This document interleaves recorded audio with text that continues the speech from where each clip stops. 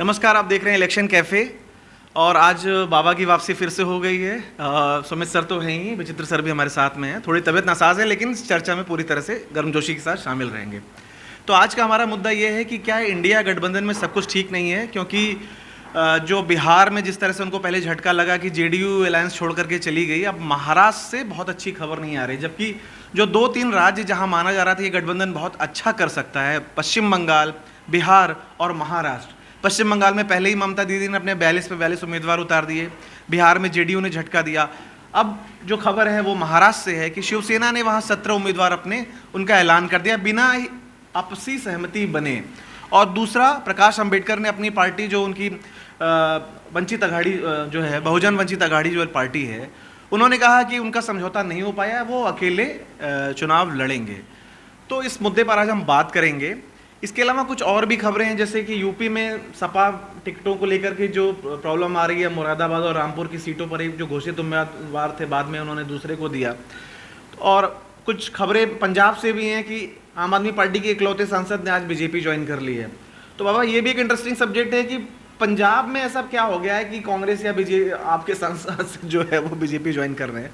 तो ऐसे India alliance कैसे एनडीए का मुकाबला करेगा, इस पे हम चर्चा करेंगे। बाबा, पहला सवाल आपसे ही है, ओपनिंग कमेंट, क्योंकि आप थोड़ा जल्दी जाएंगे। पंजाब में एक और आदमी ने कल ज्वाइन कर लिया था, बिट्टू ने ज्वाइन कर लिया। वो बेअंत सिंह के पोते थे, लुधियाना से लोकसभा के सांसद थे, 3 बार से जीते थे। और उनको जब राहुल गांधी का जो टैलेंट खोजो अभियान के तहत उनको चूज किया गया था, और उसके बाद ज़्यादा रामलीला में एक रैली हुई थी तो उसमें उनको भी मंच पे बुलवाया गया था। तो ये सब जो चीज़ जरूर हो रहा है। जहाँ आपने इंडिया अलायंस की बात की, इंडिया अलायंस की यहाँ दिक्कत है अभी महाराष्ट्र में, क्योंकि यूपी के बाद दूसरा सबसे बड़ा राज्य है, 48 सीटें हैं। तो निश्चित रूप से सभी जो पार्टियां हैं वो अपने अपने हिस्से की सीट जो है वो पकड़ के बैठी हैं। वहाँ दिक्कत ये है कि पहली बार 3 ऐसी पार्टियां साथ लड़ रही हैं जिनका आइडियोलॉजिकल जो है एक मिसट्रस्ट शुरू से रहा है। यदि हम शिवसेना की बात करें, उद्धव ठाकरे, हालांकि उन्होंने मिलकर एक सरकार जरूर चलाई थी लेकिन उसके बाद वो सरकार चली गई, तो अपनी अपनी सीटें पकड़ के बैठे हैं। इसमें शिवसेना ने, उद्धव ठाकरे ने अपनी सीटें अनाउंस कर दी हैं, जिसको लेकर के हार्ट बर्न है यहाँ पर। संजय निरुपम जो है वो ज़्यादा मुखर हैं, लेकिन संजय निरुपम को मालूम था कि वो सीट उनको नहीं मिलने वाली है, क्योंकि शिवसेना की वो सीटिंग सीट थी, समझ गए आप। वो बहुत दिन पहले से उन्होंने भूमिका बनानी शुरू की थी कि शायद कहीं बच जाए, और मुझे लगता नहीं है कि उनकी सीट बचनी थी। हाँ, एक आध सीट पे उन्होंने और कैंडिडेटों की घोषणा कर दी है, लेकिन जिससे कि बताया जा रहा शरद पवार भी नाराज़ है। लेकिन शरद पवार ही इस गठबंधन को चला रहे हैं। यदि वो बात करेंगे उद्धव ठाकरे से या फिर नाना पटोले से तो ये बात संभाली जा सकती है। लेकिन ये बात तो तय है कि वहाँ पर गठबंधन में दिक्कत है। ये गठबंधन में दिक्कत केवल अघाड़ी में ही नहीं है, एनडीए भी अभी तक सीट फाइनल नहीं कर पा रहा है। ये भी आपको ध्यान में देने वाली बात है, क्योंकि अजीत पवार जो है वो कम से कम 6-7 सीट चाहते हैं, उनको 4 सीट अलॉट की गई है। वहाँ गठबंधन होगा या नहीं होगा। राज ठाकरे को शिंदे सेना में ज्वाइन करा करके एक ठाकरे को शिवसेना का प्रमुख बनाने का क्या कोई प्लान बी है बीजेपी के पास, ये भी साफ नहीं है। क्योंकि उद्धव ठाकरे, जैसा कि उस दिन सुमित ने कहा था, एक ठाकरे सरनेम चाहिए शिवसेना का हेड के रूप में, लोगों को शायद उसकी आदत है, चाहे बैक ऑफ द माइंड है। तो क्या बीजेपी वही करना चाहती है? तो वहाँ भी उनको दिक्कत है। रही बिहार की बात, बिहार की में बीजेपी ने गठबंधन तैयार कर लिया, भले ही कम सीटों पे लड़ रही है।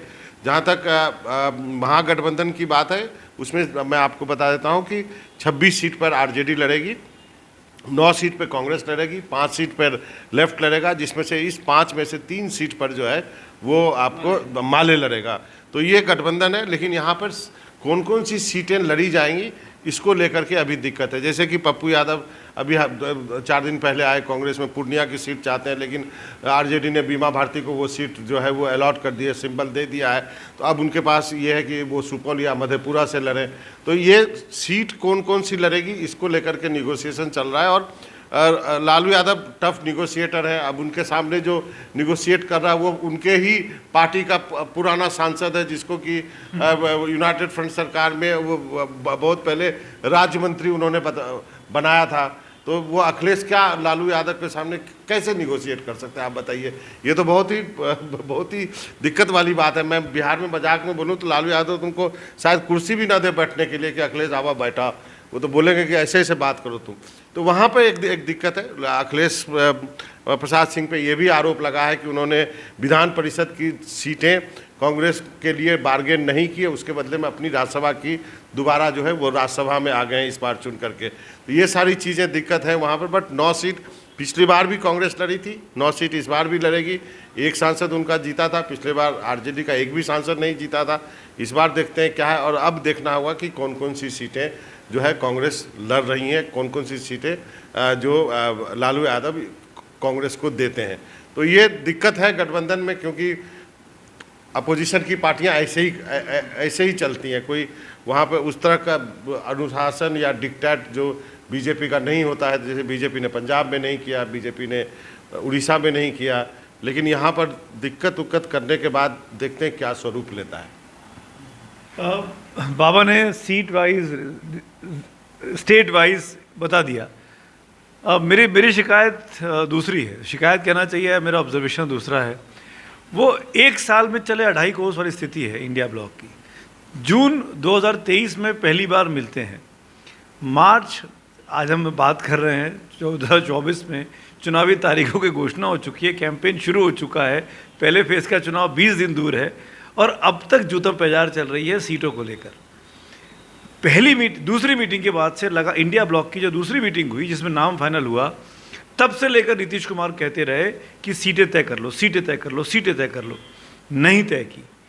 और आज स्थिति क्या है, एक सीट को लेकर ऐसी मारामारी चल रही है। और भाई ये इसलिए जो बाबा ने बात की उसी को आगे बढ़ा रहा हूँ। महाराष्ट्र में तो ये तीनों साथी 1.5 साल तक सरकार चला चुके हैं।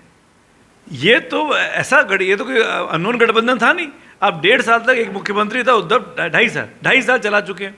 उद्धव ठाकरे सीएम थे, उसमें शरद पवार की पार्टी भी थी, उसमें कांग्रेस पार्टी भी थी, ये सब मंत्री थे। और उसके बाद भी आपस में केमिस्ट्री नहीं है। उसके बाद भी स्थिति ये हो जाती है कि चुनाव के एन पहले कांग्रेस के 2 बड़े नेता, जिसमें एक पूर्व मुख्यमंत्री है अशोक चौहान, वो पार्टी छोड़ देता है, मिलिंद देवड़ा पार्टी छोड़ देते हैं, बाबा सिद्दीकी पार्टी छोड़ देते हैं। मतलब ये स्थिति हो रही है कि कांग्रेस की लीडरशिप कर क्या रही है। कांग्रेस की लीडरशिप ने इस फ्रैक्शन को, जो यहाँ बैठकर दिल्ली में हम जैसे लोगों को दिख रहा है, उनको क्यों नहीं फीडबैक मिल रहा था कि ग्राउंड पे दिक्कतें हैं। और अगर ये अलायंस, क्योंकि जैसे पापा ने कहा कि संजय निरुपम की सीट मुंबई नॉर्थ वेस्ट की जो सीट है, संजय उससे पिछली बार चुनाव हार गए थे, संजय उसके पहले वहाँ से सांसद थे, संजय को लगता है कि उस जगह पर उन्होंने काम किया तो वहीं से दोबारा चुन के आएंगे।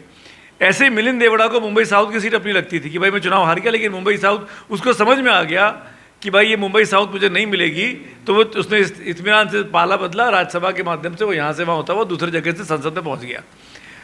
यही काम संजय निरुपम भी कर सकते थे।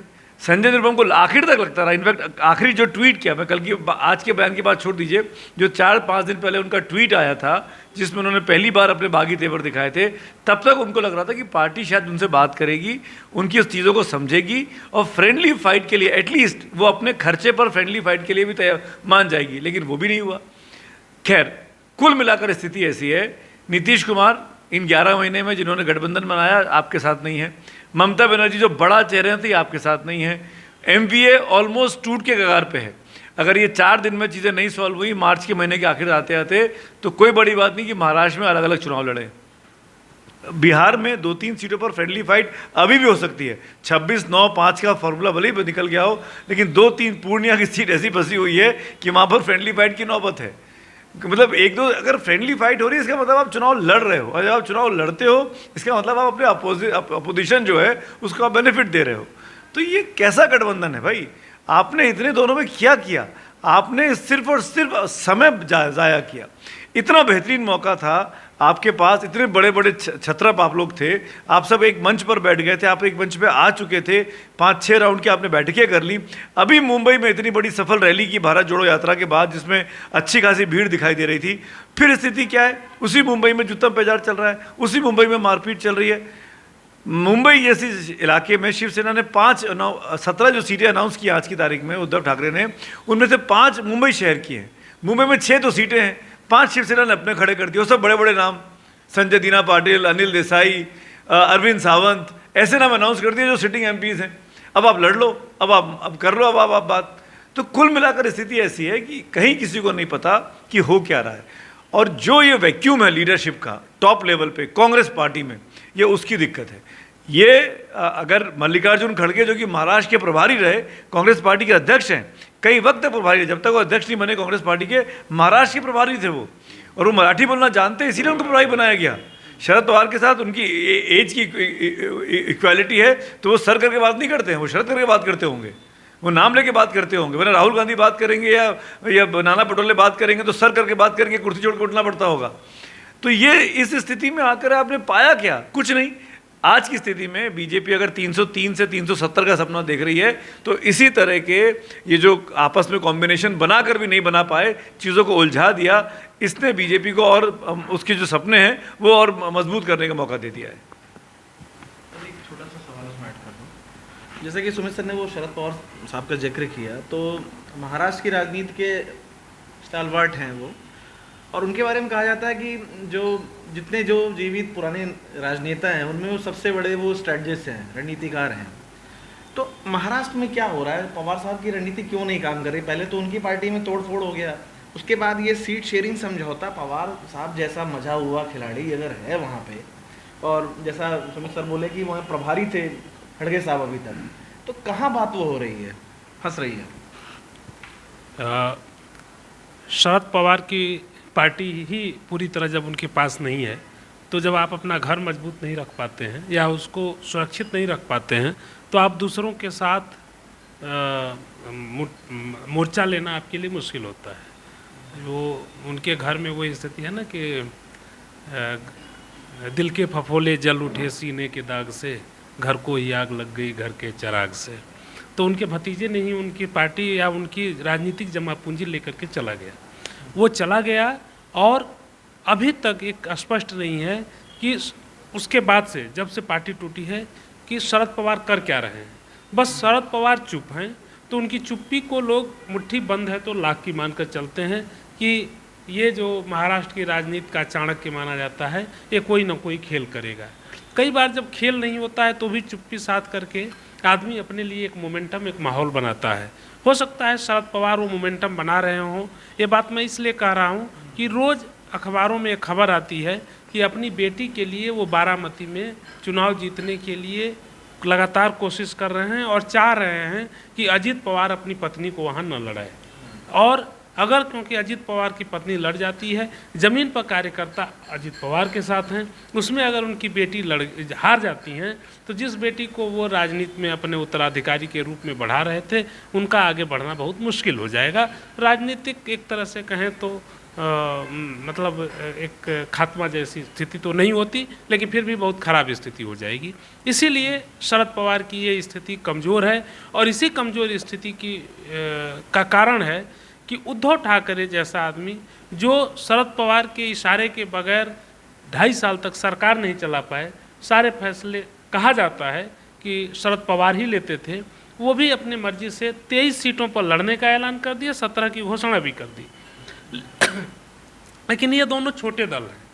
हमें ये लोकसभा का चुनाव है, और जब भी लोकसभा का चुनाव होता है तो आज लोगों के से पूछिए कि कौन प्रधानमंत्री बनेगा, तो सबके जेहन में पहला नाम नरेंद्र मोदी का आता है, क्योंकि बीजेपी में कोई अगर मगर नहीं है। विपक्ष की तरफ से कौन, तो होता है कि भाई जिसको कांग्रेस चाहे, राहुल गांधी हो सकते हैं, मल्लिकार्जुन खड़गे हो सकते हैं, कोई भी, लेकिन कांग्रेस का ही नाम। बाकी छोटे दलों का नाम उस तरह से नहीं आता है। एक अंडर करंट, ये जरूर एक सोच का अंडर करंट होता है कि अगर थर्ड फ्रंट जैसी स्थिति बनी तो हो सकता है कि कोई ममता या नीतीश कुमार इधर आ जाएं, या शरद पवार या कोई भी प्रधानमंत्री बन जाए 6-8 महीने के लिए, देवेगौड़ा गुजराल की तरह। लेकिन सबसे बड़ी चीज़ है कि कांग्रेस क्या कर रही है, और ये इसी पर सारा विमर्श टिका हुआ है। पूरा इंडिया ब्लॉक अगर आज लड़खड़ा रहा है, तो इसमें कांग्रेस अपनी भूमिका या अपनी निष्क्रिय भूमिका से मुंह नहीं मोड़ सकती है। क्योंकि महाराष्ट्र में जो कुछ हुआ, पिछली बार प्रकाश अंबेडकर की पार्टी से बहुत नुकसान हुआ था। 5 साल में याददाश्त इतनी कमज़ोर है कि आप भूल गए, या अगर आप नहीं भूले हैं तो ऐसा क्यों है कि जिस उद्धव ठाकरे की हैसियत एक नाथ शिंदे दिखा चुके हैं, उस उद्धव ठाकरे को आप कंट्रोल नहीं कर पा रहे हैं। जबकि उस उद्धव ठाकरे के साथ जाने के लिए आपने अपनी वैचारिक जमा पूंजी गंवा दी थी। शिवसेना के साथ आपका कोई वैचारिक तालमेल नहीं था और इसीलिए आपका शिवसेना के साथ चुनाव लड़ना उस समय सरकार बनाना वो आपका अपने वैचारिकता के साथ एक किस्म का धोखा था। बावजूद इसके कई बार दुश्मन को रोकने के लिए आप तीसरे मैंने क्या होता है ना कि वो दुश्मन का दुश्मन दोस्त जैसे भाव में आपने मिला लिया, लेकिन आज आप कुछ नहीं कर रहे हैं। आप कांग्रेस के जो बड़े नेता गए, अभी सुमित जी भी बोल रहे थे, बाबा भी बोल रहे थे कि चाहे वो अशोक चव्हाण चले गए या मिलिंद देवड़ा चले गए या अभी जो संजय निरुपम जिस तरह से बागी तेवर में है, इन लोगों की सबसे बड़ी शिकायत क्या है कि नेतृत्व हमसे बात ही नहीं करता है। तो नेतृत्व अगर जो लोग उसके 4 बार 5 बार के सांसद हैं, नेता हैं, जो पार्टी में हैं, उन्हीं से आपको बात तो करनी होगी ना। या तो आपकी इतनी स्थिति हो मजबूत कि आप जिसको लड़ाएं वो जीत जाए। अब एक दूसरी स्थिति बिहार में है। बिहार में लालू यादव ने जरूर कांग्रेस को ठीक से हैसियत दिखाई है। ठीक से हैसियत का मतलब कि कांग्रेस को ये समझा दिया कि भैया हम तुम्हारे हिसाब से अगर चलेंगे तो 2020 विधानसभा की तरह हमारी स्थिति हो जाएगी। कांग्रेस वहाँ औरंगाबाद सीट मांग रही थी। औरंगाबाद इसलिए मांग रही थी कि औरंगाबाद से सत्येंद्र नारायण सिंह का परिवार लड़ता था, कांग्रेस के टिकट पर लड़ते थे। वो कई बार निखिल कुमार उनके बेटे सांसद भी रहे हैं, लेकिन वहाँ पर इन्होंने एक कुशवाहा को टिकट दे दिया है लालू ने। लालू यादव ने वो फैसला जो किया, ये कहा जा रहा है कि लालू ने वो फैसला सही तरीके से किया, क्योंकि लालू यादव अगड़ा बनाम पिछड़ा अगर नहीं करेंगे तो उनके लिए जीतने की संभावना नहीं रहेगी। क्योंकि राजपूतों का वोट वहाँ पर कोई दूसरा राजपूत भी कांग्रेस भी लड़ जाए तो जमानत जब्त होने के सिवा कुछ नहीं बचेगा। तो वहाँ पर अगर अभी तक जो दिख रहा है कि लालू की चलेगी, कांग्रेस की चल नहीं रही है। जैसा कि बाबा ने कहा अखिलेश प्रसाद सिंह का कि वो लालू के सामने क्या करेंगे, तो जब बोल रहे थे तो मेरे दिमाग में यही आ रहा था कि अखिलेश प्रसाद क्यों, राहुल गांधी या मल्लिकार्जुन खड़गे क्यों नहीं बात कर रहे थे। तो यही सबसे ज़्यादा दिक्कत है। बाबा को थोड़ा जल्दी आना, इसलिए उसे एक छोटा सा बना। बाबा, आपने तो शरद पवार को बहुत कवर किया है और बहुत करीब से उनकी राजनीति को देखा है, तो क्या महाराष्ट्र में जो हो रहा है शरद पवार, खड़गे साहब या उद्धव ठाकरे साथ में बैठ के सुलझा नहीं सकते हैं? क्योंकि आपने देखा शिवसेना ने अपने पास रिकॉर्ड, जबकि वो 2 पार्ट में हो गई है, लेकिन वो उसको लगता है कि वही ओरिजिनल शिवसेना है।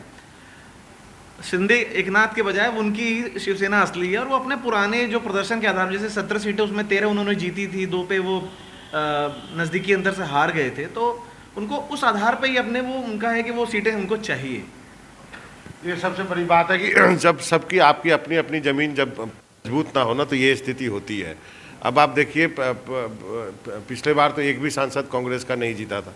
उसके पहले अशोक चव्हाण जीते थे एक बार, हैं, कांग्रेस का एक नांदेड़ से।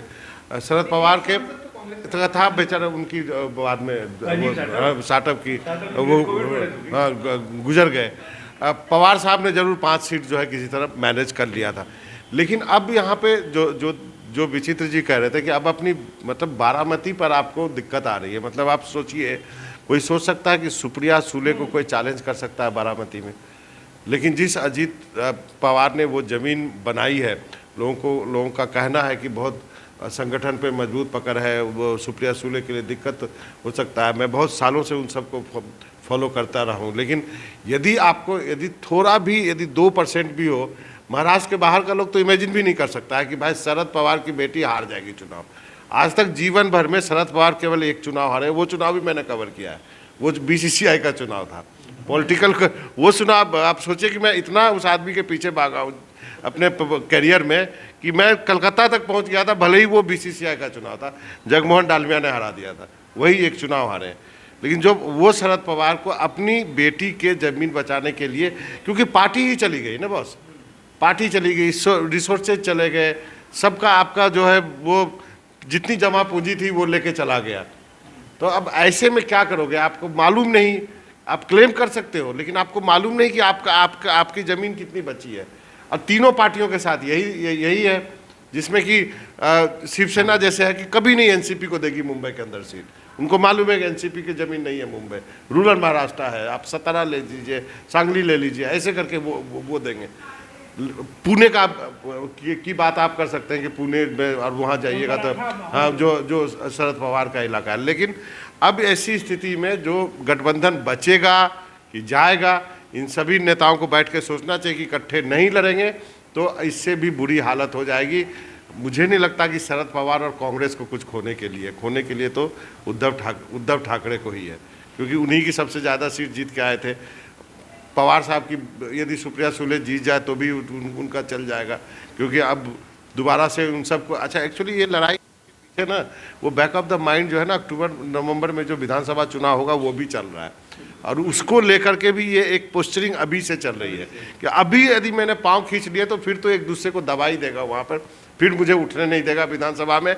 और इस बार विधानसभा में ये तय होगा कि कौन सबसे बड़ी पार्टी है, उसके लिए आपको ज़्यादा सीटें लड़नी पड़ेगी। आज के दिन कांग्रेस सबसे बड़ी पार्टी है, आपको मालूम है। जब पहले बार चुनाव हुआ था तो कांग्रेस तीसरे नंबर की पार्टी थी, शरद पवार दूसरे नंबर की पार्टी पे थे, एनसीपी। आज उलट गया है, तो उसकी भी एक लड़ाई है जो कि यहाँ पे इस लोकसभा चुनाव में लड़ी जा रही है। इसलिए कोई एक दूसरे को 1 इंच जमीन कंसीड नहीं कर रहा है। मुझे तो कई बार लगता है बाबा की बात सुनने के बाद कि इंडिया ब्लॉक की पार्टियों को इस बात का शायद एहसास हो गया है कि 273 तो नहीं आ रही। ऐसा ना हो कि 273 पाने के चक्कर में हम अपनी मूल ज़मीन खो दें। तो जो आने वाले वक्त के जो चुनाव हैं, चाहे वो बिहार के लिए आरजेडी का चुनाव हो, महाराष्ट्र के लिए शिवसेना और एनसीपी का चुनाव हो, ममता के लिए बंगाल का चुनाव हो, ये कहीं हम कांग्रेस को कंसीड ना कर दें, कांग्रेस हमारी जगह पे ना घुस जाए, क्योंकि इन्होंने कांग्रेस से छीन के तो ज़मीन बनाई है। ये सब पार्टियां निकली तो कांग्रेस के वोट बैंक से ही हैं। तो कहीं ये कांग्रेस ऐसा ना हो कि घुस जाए हमारे अंदर। तो कांग्रेस अगर दिल्ली जीती तो कांग्रेस का प्रधानमंत्री बनेगा। ऐसा ना हो कि दिल्ली में इसके पीछे खड़े रहें तो हम अपना भी स्थानीय वोट खो दें। तो इस चक्कर में अपनी अपनी ज़मीन बचाओ। आने वाले 6 महीने 1 साल बाद के चुनाव की चिंता करो, बाकी कांग्रेस का जो होगा वो होगा। इसीलिए मैं कह रहा हूँ कि जब हम लोगों ने, बाबा ने इस पर कई बार कहा अपने कैफ़े में कि जब वक्त था सीट पे बात करने का तब आप यात्रा निकाल रहे थे। अब जब प्रचार का वक्त है आप 3 दिन से 4 दिन से स्क्रीन से गायब हैं। राहुल गांधी कहाँ हैं, क्या कर रहे हैं, किसी को नहीं पता। किस बातचीत में बैठ रहे हैं, किस नेगोशिएशन में बैठ रहे हैं, नोबडी नोज। ना कांग्रेस के स्पिन मैनेजर्स को पता है, ना कांग्रेस की कम्युनिकेशन डिपार्टमेंट कुछ बता रही है कि राहुल गांधी, प्रियंका गांधी इस बातचीत में उनकी क्या भूमिका है। फॉर एग्जाम्पल 26/9/5 का जो फॉर्मूला निकला उसमें कांग्रेस पार्टी की क्या मुकुल वासनिक ने तय कर दिया? क्या मुकुल वासनिक और जो सलमान खुर्शीद की टीम थी, क्या उसमें राहुल गांधी की भूमिका थी या नहीं थी? मल्लिकार्जुन खड़गे ने तय किया। अब जो महाराष्ट्र में दिक्कत आई है, जिस तरीके से शिवसेना ने अनाउंसमेंट कर दिया, कांग्रेस पार्टी के कौन सा नेता बात कर रहा है उद्धव ठाकरे से? क्या नाना पटोले की हिम्मत है बात करने की? क्या पृथ्वीराज चौहान बात कर रहे होंगे? मैं ये कह रहा हूँ कि अब जब ये वक्त है, अपनी लीडरशिप को एस्टैब्लिश करने का, तो आप गायब हैं। आपको प्रचार में होना चाहिए, आपको फ्रंट फुट पर दिखना चाहिए। 20 दिन के बाद पहला चरण का वोट पड़ने वाला है 19 अप्रैल को। आज हम 27 मार्च को बात कर रहे हैं और पता नहीं क्या हो रहा है पार्टी के अंदर, भगवान जाने। तो विचित्र सर, आपसे ये पूछना था, आपने बहुत सारे लोकसभा चुनाव देखे हैं, ये इतना ठंडा चुनाव कभी आपने महसूस किया कि एक मोमेंटम ऐसा बन गया है? अब आप ये भी बताइए कि ये बना है या बनाया हुआ है? क्योंकि सत्ताधारी पार्टी जिस तरह से अपने प्रचार तंत्र को एग्रेसिवली यूज़ करती है, उससे कई बार ज़मीन की चीज़ें दिखती भी नहीं है। आप ज़मीन पे भी जाते हैं, बिहार भी आप गए थे और वो भी है, तो आप अपने अनुभव से बताइए कि क्या चुनाव वन साइडेड है इसलिए विपक्ष में ये तमाम चीज़ें सिर्फ टवल दिख रही है, या ज़मीन पे कुछ और है और 2004 की तरह लोग देख नहीं पा रहे हैं? देखिए, 1996 से लेकर अब तक के सारे चुनाव को तो हम लोग करीब से देख रहे हैं कि कैसे चुनाव होते हैं। उससे पहले के चुनावों को याद तो स्मृतियों में 84, 89 और 91 भी है, लेकिन वो एक बाल स्मृति है, तो वो कोई खास नहीं है। लेकिन तब के नेताओं से, तब के बड़े पत्रकारों से और किताबों से हमने जो कुछ समझा है, उसमें आपका सवाल जो है कि क्या ये चुनाव सबसे ठंडा है, तो एक वाक्य में जवाब है कि ये चुनाव सबसे ठंडा है। जबकि ऐसा नहीं है कि विपक्ष आज सबसे कमज़ोर है, मैंने संख्या के बल से। कांग्रेस के पास आज भी 52 विधायक हैं, सांसद हैं। लोकसभा में कांग्रेस, विपक्ष जब कांग्रेस की तूती बोलती थी जवाहरलाल नेहरू के समय या इंदिरा गांधी के समय या राजीव गांधी के समय, तब विपक्ष के बहुत कम सांसद होते थे। 10+2+3 जैसा था। वाजपेयी ने कहा था कि विपक्ष तो 10+2+3 की पढ़ाई कर रहा है, क्योंकि जनता पार्टी को 10 सीटें मिली थी, चरण सिंह की पार्टी को 3 और बीजेपी को 2 सीटें मिली थी। लेकिन उनके नेताओं का ताप बहुत था। कांग्रेस आज वो ताप कांग्रेस के नेता में वो ताप नहीं दिखता। क्यों नहीं दिखता? कि वो गठबंधन करने, एक दूसरे के साथ बातचीत करने, सुलह समझौते का रास्ता निकालने, इसके लिए आगे नहीं आते। वो जैसे 2004 का चुनाव, उस समय भी वाजपेयी का ऑरा बहुत बड़ा बनाया गया था, इंडिया शाइनिंग, फील गुड। ये लगता था कि वाजपेयी नहीं हारेंगे, वो दूसरा इंदिरा गांधी या नेहरू होते जा रहे हैं, ये माहौल था। कांग्रेस में उसमें सोनिया गांधी थी, विदेशी मूल का सवाल था, राम बनाम रोम जैसी बातें होती थी। लेकिन सोनिया गांधी ने खुद रणनीति बनाई। सोनिया गांधी अपने घर से चलकर, आपको याद होगा 2004 में बगल में रहते थे रामविलास, पैदल उनके घर गई। सोनिया गांधी जानती थी कि डीएमके जो राजीव गांधी की हत्या को लेकर कांग्रेस से बहुत वाले इशू को लेकर कांग्रेस से नाराज थी, और डीएमके के सवाल पर ही कांग्रेस ने गुजराल की सरकार को गिराया था। उसको मनाना आसान नहीं है। वो बीपी सिंह को सोनिया गांधी ने जोड़ लिया, जबकि उस समय तक बीपी सिंह से राहुल तो नहीं, लेकिन प्रियंका गांधी बहुत चिढ़ती थी कि ये गद्दार है, इस टाइप का। लेकिन सोनिया गांधी ये जानती थी कि राजनीति में न कोई दोस्त होता है, न दुश्मन होता है, सब समय के सारथी होते हैं। तो ये चीज़ आज का नेतृत्व नहीं करता, यही दिक्कत है। उस समय सोनिया गांधी ने सबके साथ, बिहार में लालू के साथ, रामविलास के साथ गठबंधन किया। उत्तर प्रदेश में गठबंधन मुलायम सिंह के साथ नहीं हो पाया, अकेले लड़ी। वो बीपी सिंह और चंद्रशेखर जैसे नेता के साथ, जिनके जरिए जनता दल के कुछ सहयोगियों की मदद मिल सके और डीएमके जैसे दल की मदद मिल सके, इस तरह से उसने सबको इकट्ठा किया। प्लस उन्होंने क्षेत्रीय जो मजबूत क्षत्रप थे, उनसे सोनिया गांधी का लगातार संपर्क रहा। उसी संपर्क का नतीजा था कि वाईएस राजशेखर रेड्डी, जो उस समय जो माना जाता था कि ये तो मैन ऑफ टेक्नोलॉजी है, चंद्रबाबू नायडू, इसको कौन हराएगा, उसको बुरी तरह हरा दिया था। तो कांग्रेस ने, सोनिया गांधी ने जिस तरह से किया, आज कांग्रेस नहीं करती, न गठबंधन बना पा रही है और न अपने दम पर उसने ऐसा किया है कि ठीक है बाकी बाद में देखेंगे। हमारा टारगेट है कि हम कम से कम 150 सीट जीतेंगे। अगर कांग्रेस 100 से भी ऊपर सीट जीतती है तो वो कांग्रेस की बहुत बड़ी उपलब्धि होगी, अभी जो स्थिति दिख रही है उसमें। सुमित सर, एक छोटी सी टिप्पणी आपकी आखिर में लेंगे कि बात हो रही है गठबंधन में सब ठीक नहीं है, तो एक समाजवादी पार्टी तो पिछली बार बसपा के साथ समझौते में कम सीटों पर लड़ी थी, इस बार तो ज़्यादा सीटों पर लड़ रही है। फिर भी कैंडिडेट्स को लेकर के ये प्रॉब्लम क्यों आ रही है, जबकि समाजवादी पार्टी ने विधानसभा चुनाव में एक अच्छा प्रदर्शन किया था।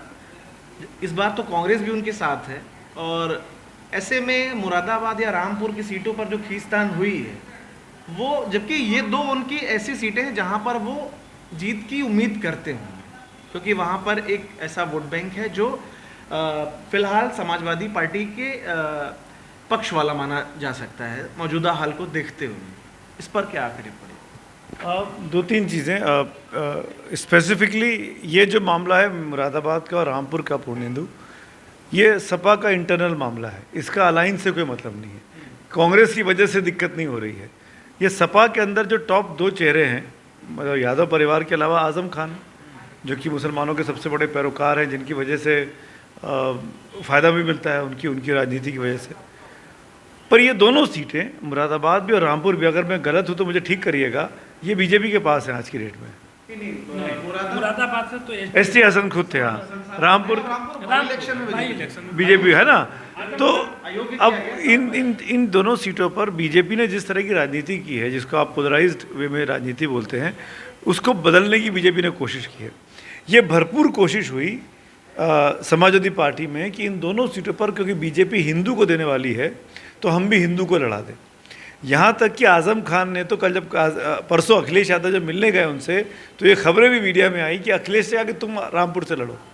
यह आज़म खान की तरफ से मीडिया में छपा, मुझे नहीं पता बंद कमरे में क्या हुआ क्या नहीं हुआ, लेकिन ये बातें सामने आई कि अखिलेश से कहा कि तुम यहाँ से लड़ो, हम तुमको जिताएंगे। अखिलेश वहाँ से नहीं लड़े। तो मतलब ये आज़म खान और यादव परिवार के बीच में जो तनातनी है या जो बीच में वन अपमेंटशिप है, मुझे ऐसा लगता है यहाँ बैठ के दूर से कि शायद ये उसकी तनातनी ज़्यादा थी। एसटी हसन साहब, जिनको सिंबल दे दिया गया, जो सिटिंग एमपी थे मुरादाबाद के, जिन्होंने नामांकन भर दिया कल जाके, उनको अचानक आज वहाँ पे महिला क्या नाम है उनका, मैं भूल रहा हूँ, रुचि वीरा पहुँचती हैं, प्रत्याशी बन जाती हैं, ऑफिशियल लेटर हेड पे जाती हैं और अपना काम कर लेती हैं, अपना नॉमिनेशन भर देती हैं। बेचारे ST हसन साहब का बयान आया कि मैं क्या बताऊं, पार्टी ने जो कहा मैं तो उसका सिपाही हूं, ये तो आपको जो पूछना है आजम खान साहब से, अखिलेश यादव से पूछिए। और मायूस सा चेहरा था, चेहरा उतर गया था, चुनाव लड़ने की वो तैयारी कर रहे थे। तो ये समाजवादी पार्टी के अंदर कहीं ना कहीं कुछ ना कुछ दिक्कत है इन 2 सीटों को लेकर। मुझे नहीं पता कि बाकी, क्योंकि आजम खान भी पूरे यूपी में अपना प्रभाव का इस्तेमाल नहीं करते हैं। वो पश्चिमी यूपी के 2-4 सीटें हैं रामपुर के आसपास की, जहां वो अपने प्रभुत्व बना के रखना चाहते हैं कि मैं जिसको चाहूँ उसको मिलना चाहिए। अब रुचि वीरा को क्यों दिया गया, रुचि वीरा का क्या इतिहास है, मेरे पास अभी सामान्य ज्ञान की कमी है, थोड़ा पढ़ाई लिखाई करना बाकी होगा, क्योंकि खबर हम जब रिकॉर्ड कर रहे हैं उसके 1-2 घंटे पहले ही आई है, तो और पता लगेगा। लेकिन रुचि वीरा के बारे में पता है कि पॉलिटिकल पर्सन नहीं है और बसपा में भी रह चुकी हैं और सपा में भी रह चुकी हैं। एक आध चुनाव शायद लड़ी भी हैं लेकिन सक्सेसफुल नहीं रही। पर मोटे तौर पर जो अपने रिपोर्टर से बात हुई थी, फौरी तौर पर उसने ये कहा कि आजम खान साहब की पसंद है वो। तो आजम खान ने अपनी पसंद मुरादाबाद में सिटिंग MP को हटाकर, अपने रिपोर्टर के हिसाब से मैं बता रहा हूँ, अपनी पसंद बनाने में कामयाब रहे। रामपुर में भी जो कैंडिडेट मिला है, मुझे नहीं पता किसका ऑफिशियली कंफर्मेशन हुआ है, दोनों मुस्लिम थे, दोनों ने पर्चा भरा हुआ था। किसका हुआ, के मौलवी साहब जो हैं उनका मस्जिद के दिल्ली वाले जो मौलवी साहब हैं, अच्छा ये खबर आई है। तो ये जो मौलवी साहब थे दिल्ली वाले, अखिलेश यादव की पसंद के थे, ये आजम खान की पसंद के नहीं थे। तो कहीं ना कहीं कुछ टसल है आपस में आजम खान के बीच में और यादव परिवार के बीच में। राम गोपाल यादव का कोई इस पूरे मामले पे चुप्पी साध लेना, प्रोफेसर साहब का कुछ नहीं बोलना, या क्यों वो चुप्पी साधे हुए हैं, क्योंकि राम गोपाल यादव का भी पश्चिमी यूपी में अच्छा खासा दखल रहता है। पश्चिमी यूपी की सीटों पर वो बहुत दिलचस्पी भी लेते हैं और अपने लोगों को रखना भी चाहते हैं। अब ये अब 1-2 दिन में कहानी पूरी पता लगेगी। मैं एक चीज़ खाली जोड़ दूं, जब महिला आरक्षण हुआ था तो जब आरक्षण के बाद पार्लियामेंट से बाहर निकले तो ऐसे ही पत्रकारों से बातचीत में राम गोपाल यादव ने कहा कि अभी तो इन लोगों ने कर लिया, हम लोगों ने भी सपोर्ट किया है, लेकिन जब हम इस बार आ रहे हैं यूपी में अच्छा खासा जीतेंगे और तब हम लोग जब आएंगे सरकार बनेगी, उनका आशय था कि विपक्ष की जो सरकार बनेगी तो हम लोग OBC और SC ST महिलाओं के लिए भी आरक्षण करते। तो वो जीत, मेरा ये कहने का आशय ये था कि वो जीत को लेकर मुतमईन उस समय दिख रहे थे। मैं बस एक छोटी सी इसमें जोड़ दूं कि उत्तर प्रदेश में कांग्रेस और समाजवादी पार्टी दोनों के जुड़ जाने से मुझे कोई चमत्कारिक फर्क नहीं नजर आता है। बिहार में आता है अभी भी, कांग्रेस से नहीं, लालू और CPI कम्युनिस्टों के, कांग्रेस उसमें, क्योंकि कांग्रेस का कोई बेस ही नहीं बचा है, कांग्रेस का जो बेस वोट है वो खत्म हो गया है। यूपी में अगर अखिलेश और कांग्रेस अगर दोस्ताना भी लड़ते तो वही बात होती। ये फर्क तब आता जब एन केन प्रकारेण किसी तरह कांग्रेस अपनी तरफ से पहल करके बसपा सपा और कांग्रेस का बनता, तब शायद ये एक बहुत प्रभावशाली गठबंधन होगा। तो आज की चर्चा में बस इतना ही। कल हम किसी और विषय के साथ मिलेंगे, तब तक के लिए धन्यवाद।